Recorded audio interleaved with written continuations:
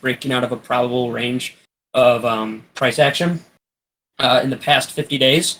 Like we said, ticker for this specific setup on the Wave 7 60-minute, 50 days to load. As you right-click on this dark gray space, you click Add, and you can type your ticker in here. For instance, QQQ, ES equals F, which is ES, NQ equals F, which is NQ. We've set our wave to 7, our aggregation to 60. This is an hour, and our days to load needs to be at 50. Click Add. Once we do that, we can go over to this chart, load it up. We're going to right-click on the fractal graph, click Option Analyzer. We're going to maximize the window. And then what we're going to do is we're going to set our price pivot to current. Next thing we're going to do is we're going to unlock the mouse tracking and select to buy today's close or yesterday's close. Either one works, as long as it's just accurate levels. Our yellow zone is literally just this yellow zone. This is our mean area of propagation for price. Each of these candles represents an hour. So each one of these candles represents an hour of price action. See how most of them fall within this yellow zone. So our yellow zone is just going to be 353.79 to 355.34. It's pretty simple. The reason why you want your thing set to current is you will not get the same price act. Like you won't get the same levels if it's not set to current. Say if we set it to the pivot, if I hover with my cursor here, I'm going to get different levels than what it really looks like. So on the graph, it says this is 354.50, but where you can see the target price for the stock by where the market maker move is it says it's 355.29, which isn't the same price. So this is why we need to have it set to current, or else you're going to get inaccurate levels and levels that don't work. So our yellow box is literally just 353.79 to 355.34, just the area that's highlighted.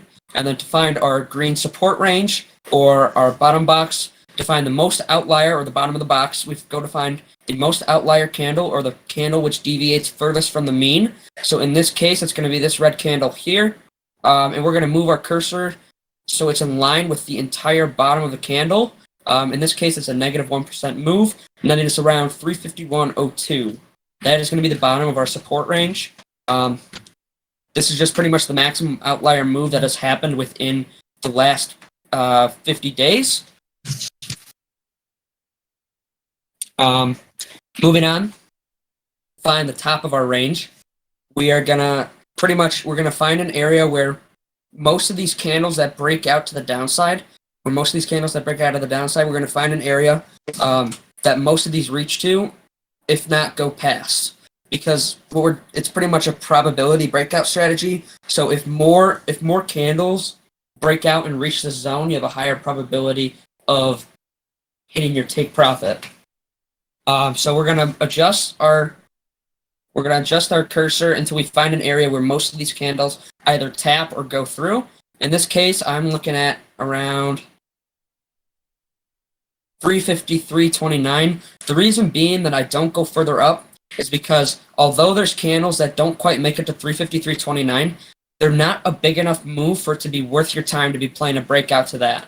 Because a move that's like 10, 15 cents is going to be 10 or 20% on your contracts. So if you want to be looking for like the 70 to 80 cent move, which will be more like 50 to 60% on your contracts, which is a lot better and a much more manageable take profit. So that's how we find the top of our zone for the green zone. Moving on to our resistance zone, or the red zone. We now move up to the top, and our top of the red zone is going to be the most outlier move up north, pretty much. We're going to find which candle propagates the furthest from the mean, and we're going to adjust it pretty much the same way for the support zone. This is going to be our max outlier range for the upside. So we're going to mark this is going to be 361.79. And then, similar to the way we did it last time for the green zone, we're going to move it down and find an area where most of these candles connect with or go through. The reason why we don't move it so close is because, then again, that's just not a big enough move, and it's not going to be worth your time playing that breakout. So we're going to move it somewhere where most of these candles make it through or touch. In this case, I'm looking at 356.29. That would be the bottom of your red zone. Pretty much, it's pretty simple. You play the break from the yellow zone on either side to the start of each outlier zone. It's really simple. You stack confluences with momentum, SMC POIs such as order blocks, fair value gaps, and mitigation zones. It's pretty simple. You wanna be confident that it's gonna make it there because there are candles that don't quite make it to the outlier zone. There's false breakouts, which happens. Um, but my profitability on the strat is pretty good. I've got a 93% win rate, so it's pretty good, pretty easy to use. Just make sure you're stacking your confluences. Remember, this is not just like if it breaks out, it doesn't mean it's always going to make it there. So you need to have other confluences. It's not a if it breaks, it gets there no matter what. So you need to have some sort of other confluence to stack with, or else you're just throwing your money away. It's very important to grab your levels when the market is closed. For stocks, this is anywhere from 3 p.m. Central or 4 Eastern to around 8:30 Central or 9:30 Eastern in the morning. This is just because you want the most accurate levels, and they're more accurate when prices close and it's not moving. And for futures, this is from 3:30 p.m. Central to 4:30 Eastern to 4 Central to 5 Eastern because you're trying to catch it before market reopens for after hours. Yeah, they're just best grabbed when the market is closed because new price action will affect your levels because it's grabbing because each of these candles represents an hour and it updates, so it'll just mess up your levels. So your first take profit is going to be the start of the zone, and then based on your confluences and based on if price is not losing momentum, you can look to hold towards whenever momentum dies out or when you reach the max outlier of your zone. Pretty much, when you're entering these outlier zones, it can be expected for price to retrace rather quickly. So don't assume that as soon as it enters the zone, it's good to the end of the zone. Because once you enter those zones, they are areas of high probable retracements. So just be wary of that. Not every time, it's not going to work out every time where it gets all the way to the end of the zone. On trend days, it 100% will, and honestly, sometimes it breaks past it. So that's pretty much the yellow box. Do you have any questions? I kind of ran through that one real fast. Yeah, wait, I haven't used my fractal in a minute. Did it just add that thing where it hovers over your? It's been in there for like 2 weeks. Wait, where do you wait? How do I turn it on? Or is it automatically on? You uncheck lock mouse tracking, All right. then it pops up.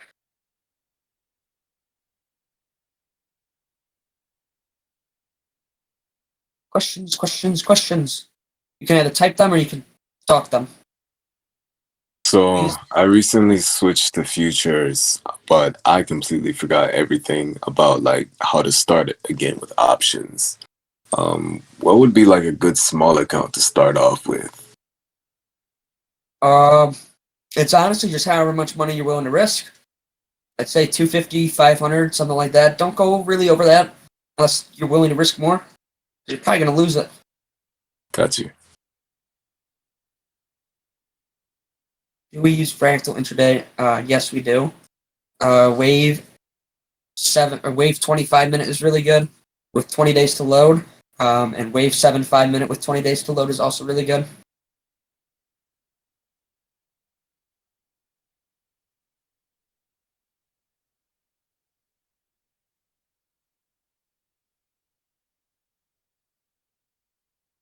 Got any more questions?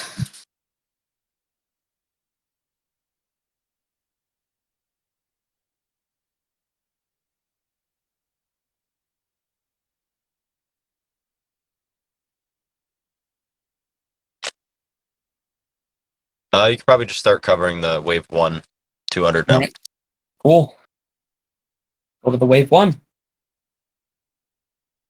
So what do you want me to go over?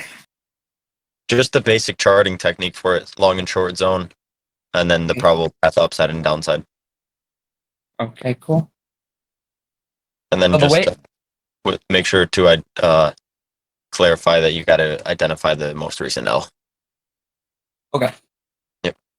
So this is the wave 1 daily, 200 days to load. So each one of these candles represents 1 day. So it's pretty granular, and this can help you catch larger multi-day trends, such as this recent trend, downtrend you can catch pretty easily. It's a multi-day trend. Anyways, moving on. We're going to go to our generate buy signals. This is how you find your probable paths. Before you do this, though, when you're trying to find your probable path, it's going to ask you what the most recently printed downside candle was. In this case, this is L2. L2 printed, and then we had a reversion of the trend, and we closed an H1 and an H2. So, knowing this, we know it's an L2. We're going to right-click on our graph. We're going to go to Generate Buy Signals. I'm going to click Clear there. We're going to make sure we have Apply Rule 2. It's going to be applied to QQQ Wave 1 on the daily. And then for our settings, we're going to make sure we have L1 all unchecked because that wasn't our most recently printed L candle. We're going to select L2 all. And what this is going to do is it's going to kind of give us an idea of where price can move probably within a certain amount of time from this most recently printed candle. So we're going to, first thing you're going to do is come down here and click clear, and then we're going to click simple long and simple short. And then in this bottom left-hand corner where it says look forward this many trading days for results, we can kind of tweak and change how many days we want to look forward since the signal happened. It's very important that you adjust it for the day that you're looking to trade, because obviously Thursday's results are going to be a lot different than, say, next Thursday's results. So it's very important that you are looking and checking the actual right day. So if we're going to look for Monday, so the Monday, June 12th, our probable path for the downside says 340.75, which is going to be a probable downside target that we can hit, and then our average upside target is going to be 362.40.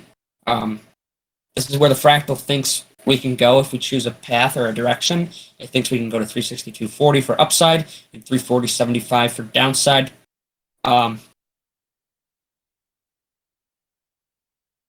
Looking for an H2 or an H3. I don't see it on the setting. So you currently can't use generate buy signals on the upside. It only works since the most recently down printed candle. I don't know if that's going to be added. I don't know if you can add that. I don't know all the math behind it, but that's currently not available. So the way this works is that you're selecting the most recently printed downside candle, and that's where you determine your path from. Because you're not looking to print the most recently printed candle unless it's a downside candle. Wait, yo, I got a question. I have a question. Wait, is it like, does it predict the next candle? Well, this is what it's trying to do. It's trying to predict Alright. The average target is where it's trying to predict price will go. I don't know how it thinks we're going to go to 340, but if you want more accurate data, if we close out of this, what we're going to do is we're going to come down here to days to load. This will lag your computer, so make sure you load 200 days before you load this. We're going to load 5,000 days. This might crash the application, but loading 5,000 days gives us a more refined look at what price action has done over the past 5,000 days, which should give us our targets a little more accuracy. So I'm just going to zoom in. It should be the same. L2, I'm just going to make sure. Yep, L2. We're going to go to generate buy signals. We make sure we have QQQ1 daily, L2 all. It prints our most recent L2 candle on June 7th. Click simple long and simple short and see how this changes our numbers. Our average target is now moved to 357.53, which I believe. 1 second.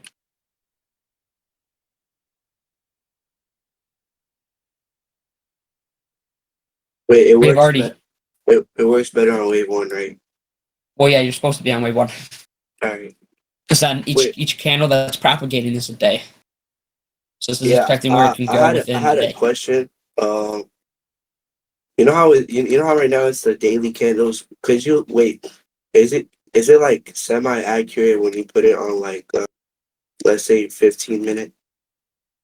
I haven't used it. Oh, alright. I wouldn't, because that would only give you a target for 15 minutes. Yeah.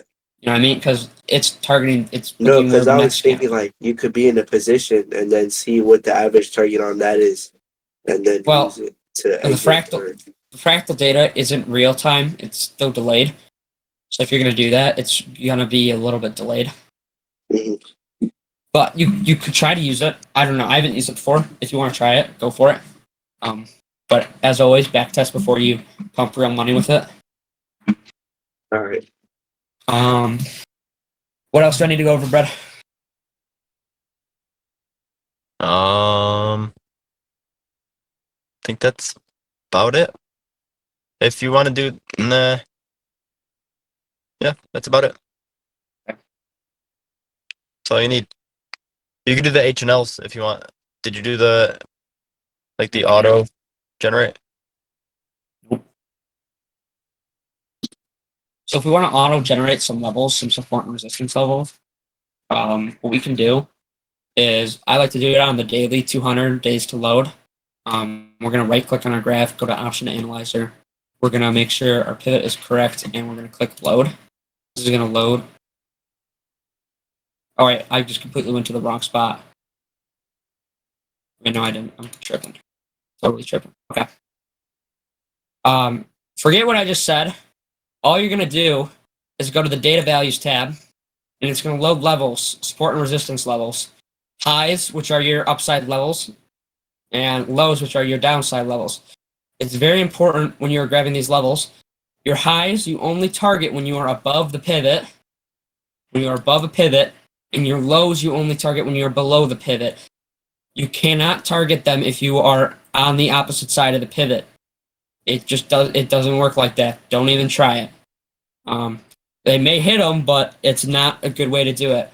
So what we're looking to target, since we closed, I believe we closed a high 2, yes, an H2. The option analyzer again, our data values.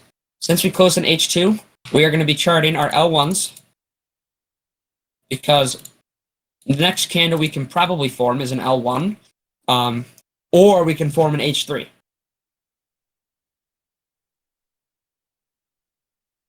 Because our next upside candle that we'd form would be an H3, because we're on an H2. If we don't form an H3, we'll form an L1, which is a trend reversal, meaning that we will close lower and begin a lower trend, meaning we would chart our L1 levels because that's the opposite way of price not continuing. I want to reiterate, you cannot use L1 levels.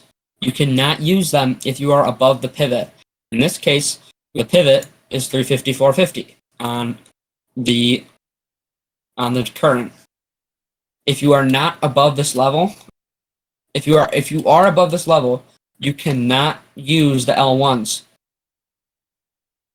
You should still chart them, but you can't use them because they won't be respected until you close below the pivot.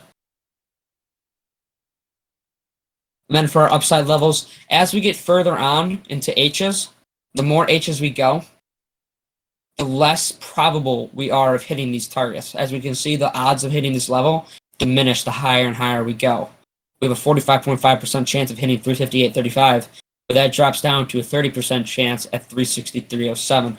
So we do lose steam as we get further and further away from where we open, which makes sense. There's always going to be one level that's going to say 100% on an L1 or an H1. This is because if you cross above the pivot or you cross below the pivot for L1 for downside targets, it's pretty much saying that hitting 352.56 is guaranteed if we go below and close below the pivot.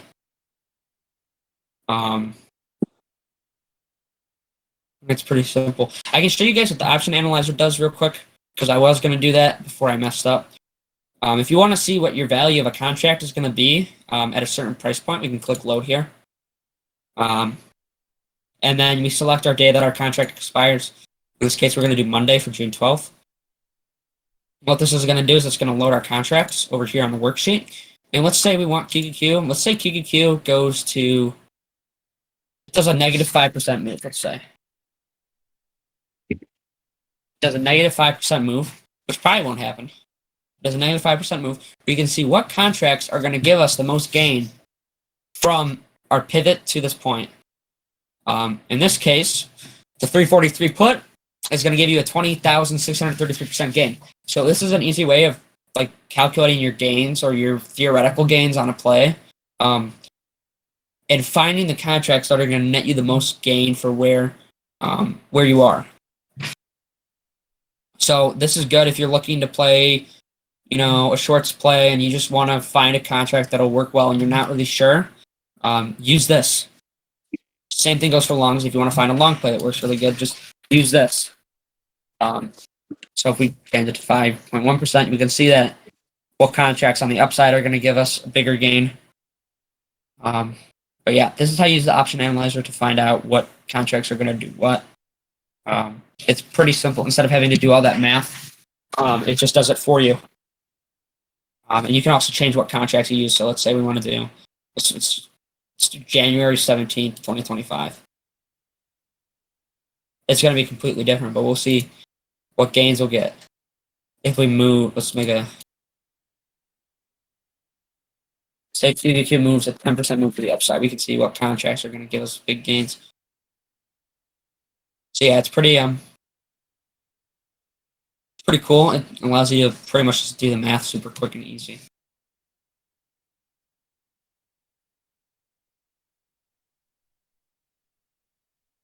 Yeah, and I'm gonna start sending out my analysis for you guys in I'll put it in the live signals chat. I'll have the contracts on there as well for QQQ. So like if we hit a given point, then that would be the contract you would look to be in to leverage yourself the best, given we get that move. Yeah. Yeah. Other than that, that's about it. Thank you guys for coming. I want to say, I know Trey thought I was a robot. And I didn't have a script. I didn't read off a script for that.